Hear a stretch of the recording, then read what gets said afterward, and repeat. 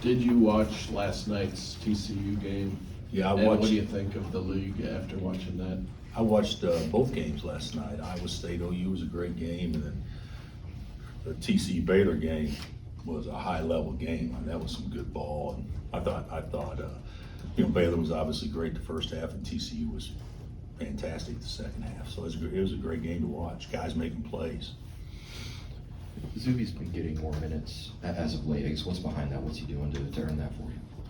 Well, he hasn't played a ton, but he's been our first big off the bench. So that's basically, and in practice over the last 3 weeks, he's been our best big off the bench. So, I thought Cam had a couple of really good days last week, and both of them played fairly well against Tech. I actually thought that there were some good things in very limited minutes what they did. But Zuby's, you guys know he's our best shot blocker, and he just, not near as aggressive as what we like to see, going after the ball all the time. But he's been our most consistent in practice.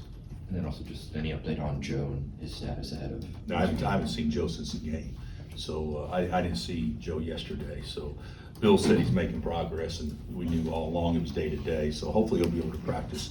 If not today, hopefully go tomorrow. But right now we still don't know. I don't know. What have you seen from Cam that made you feel comfortable putting him out there the other night? He's a good short roll guy, and that was what we tried to play to the first half. So I mean, he's our second best short roll guy behind KJ. So that was the biggest reason for that. To that point too, Bobby, after the game, he kind of called that your go-to offense right now. I don't know that that's his place to say that, but is that fair? I mean, are you guys playing to that as sort of a primary thing? Well, it's what we're trying to do is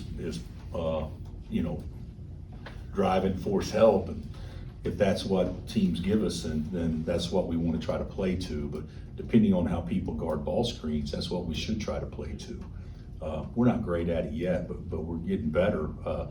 They defended us differently the second half, and we didn't get to it at all the second half there. So, but KJ is pretty good in there. Cam's pretty good. Zach's pretty good in there. Zuby and Ernest aren't where they are in that position. Although Zuby got us 3 points on a short roll with the kick out, I think to Jay Will maybe there at Tech. So that's something that we've been practicing a lot at. Getting back to the league too, it's physical. It has been for every team so far. It's not entirely new. You guys have been pretty physical the last few years, but are you seeing more of that? Are you seeing and talking to your team about, hey, this is the league. This is how we're going to have to play, and maybe preparing for that differently or bracing for it or whatever? Oh, we got a memo saying that the physical play is going to be eliminated. At least in some ways, as far as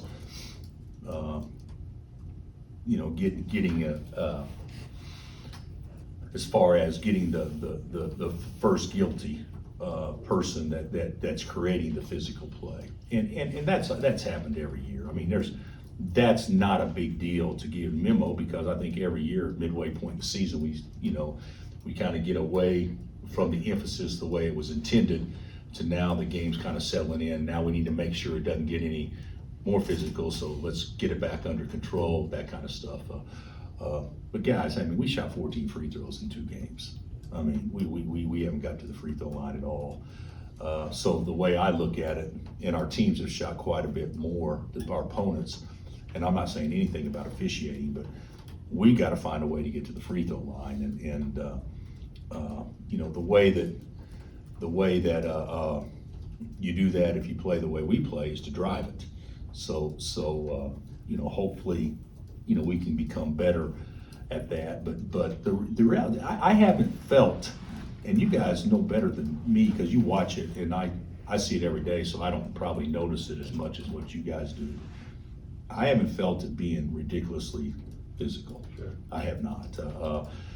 I didn't think the Oklahoma State game was, even though there was some physical plays, but I didn't see that.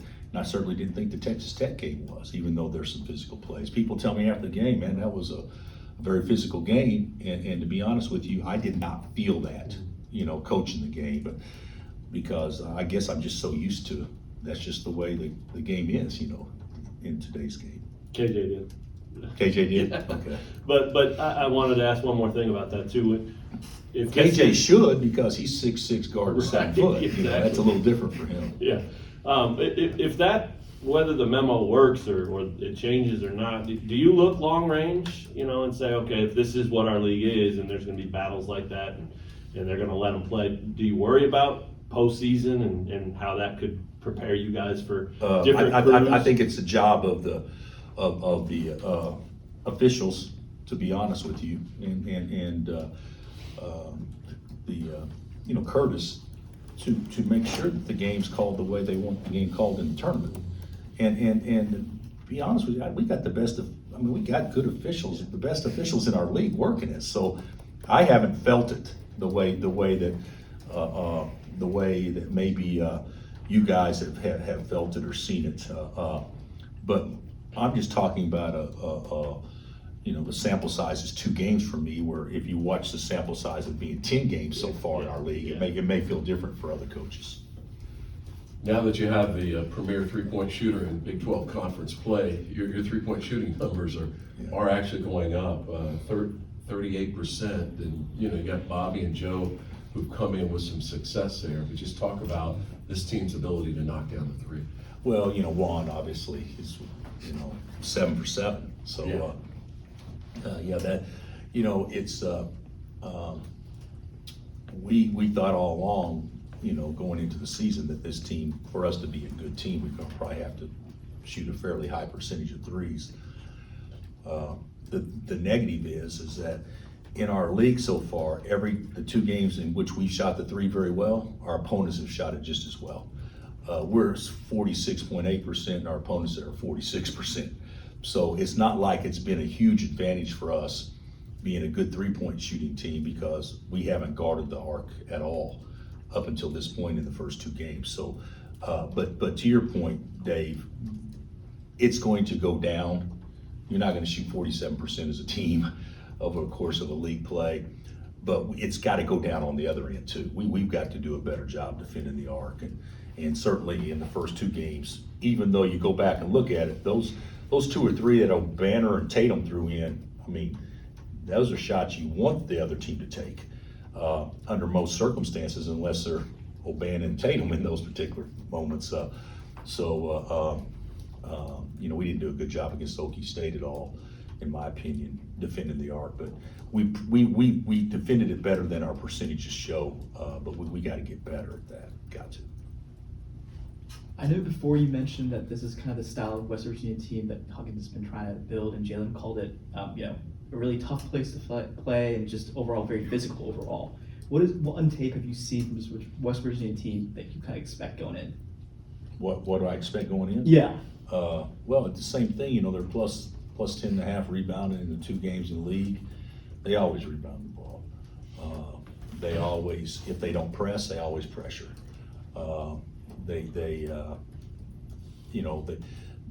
put pressure on you defensively to go make plays, and they're great at rotating, taking charges, things like that. For us, I think we're 4-6 in the 10 years Hugs has been there, that they've been in the league at their place, and that's not good, but that's not awful. There's, you'd like to win 50% of the games in every building you go into. So, but they've given us problems there. We've struggled there. So, last year we actually performed pretty well, start to finish. But there's been many times out there they controlled the game from start to finish. So they'll be thirsty, hungry. They've lost 2 games that they could be 2-0 in. Instead they're 0-2, and we've won 2 games that we could be 0-2 in. So that's how good our league is right now.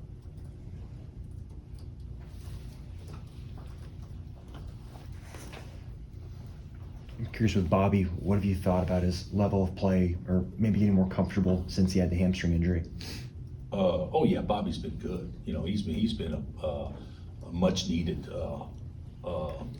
addition for us off the bench, and obviously when you, to to your point, when you play West Virginia and they got two little guards that can play up underneath you the whole time, he's gonna be very important to give Juan minutes, because Juan's not gonna be able to play 35 minutes in this particular game at the pace and the physicality of what it'll probably be going against pressure all the time. So Bobby's very important to our success, and he's done very well.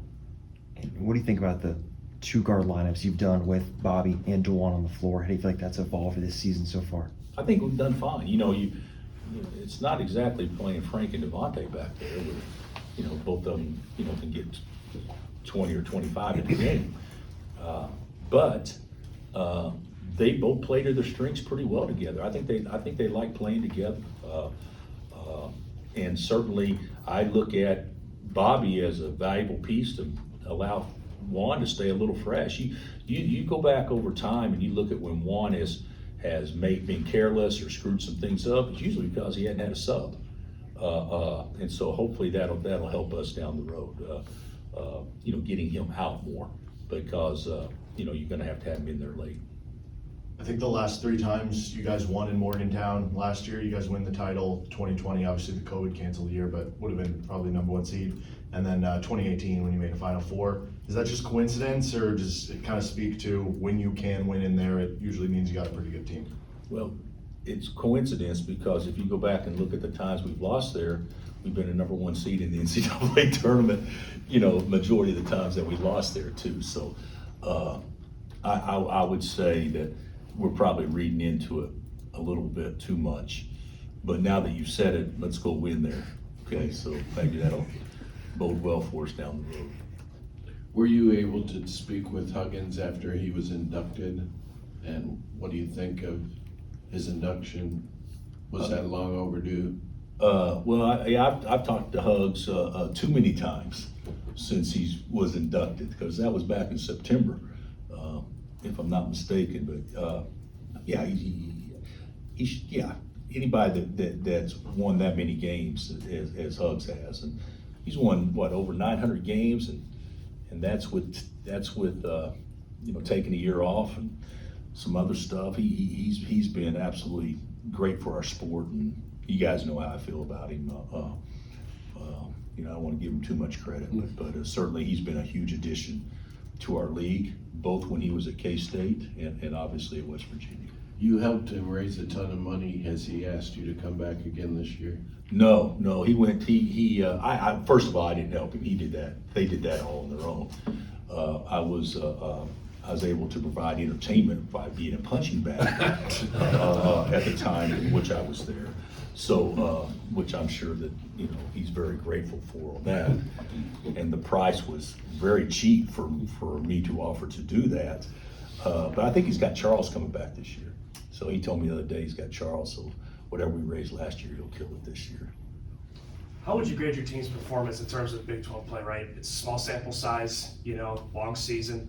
What's kind of that message, right? You said eliminate the 3-point shooting percentage. How do you move forward? What's kind of that message in the locker room to kind of, get over that? I would say get over the hump, but continue the success you guys are on right now. Yeah, well, first of all, anybody that knows our league that knows that we shouldn't apologize for winning.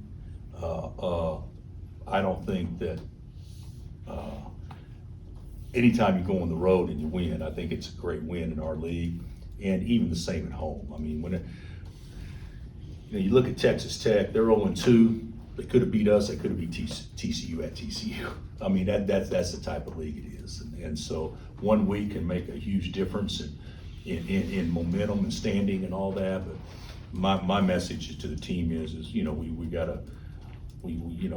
we actually got to guard better, and we got to rebound better, and we got to be a little tougher. But it's the same thing I tell my teams every year at this point in time. And the other thing on the league, I mean, you stop and think there's 16 more games left, and it's a long grind, and you can't get 2 up or 2 down. No matter where you're at, there's still time to change it one way or another. So, but you can't waste opportunities, and so far we've been fortunate that we have not. Anything else?